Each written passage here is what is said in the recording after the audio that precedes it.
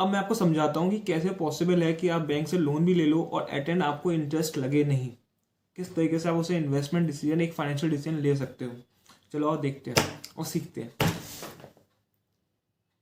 Hello दोस्तों, अब मैं आपको वो बात प्रूफ करके दिखाऊंगा कि कैसे अपन जो भी लोन ले रहे हैं उसमें जो ब्याज पे करते हैं उसकी वो अपने को बच सकता है, वो अपन के लिए कॉस्ट नहीं साबित होगा।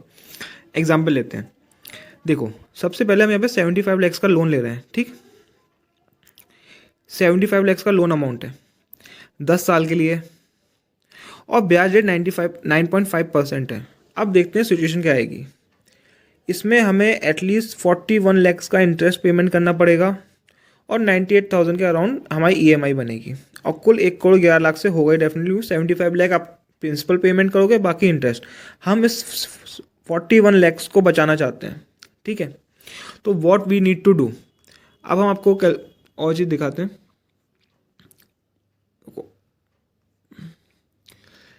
ये है आपका कैलकुलेटर। 75 लैक्स से अमाउंट, इसका हम लोग केवल कर रहे हैं 0.26%,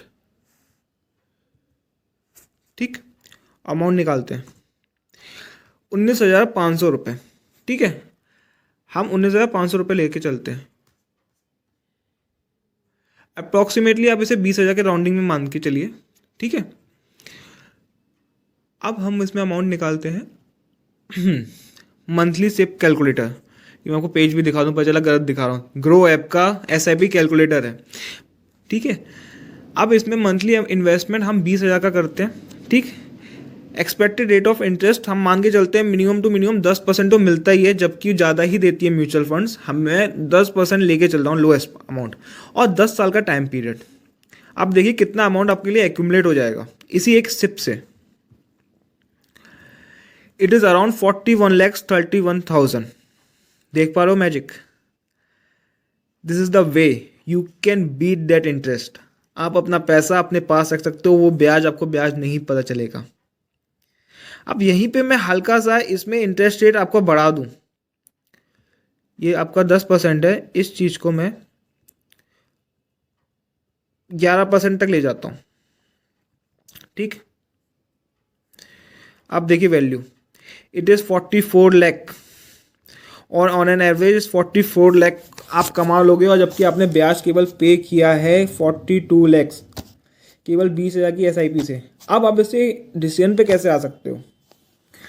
इससे आप डिसीजन पे ऐसे आ सकते हो कि आप को कितना लोन अमाउंट लेना है वो आप EMI और अपनी मंथली पेमेंट से डिसाइड करो।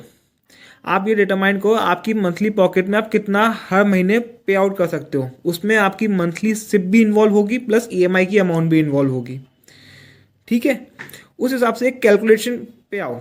फॉर एग्जाम्पल एक आएगा कि आप मंथली EMI दे सकते हो 50-60,000 और एक मंथली आप सिप में जमा कर सकते हो 10-15 हज़ार, और उसी के साथ चालू करो उसी सेम टाइम पीरियड पे। और रेट ऑफ इंटरेस्ट अभी तो 11% है, ये जनरली ज़्यादा होता है। और SBI का भी मैंने 9.5 लिया है। अगर यही अमाउंट आपकी कम हो जाए ना, इंटरेस्ट रेट कम हो जाएगा सीधा।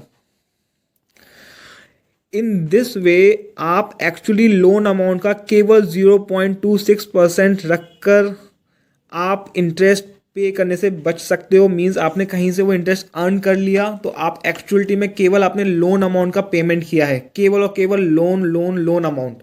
It is totally free. Thanks for watching till and. Keep learning, keep growing.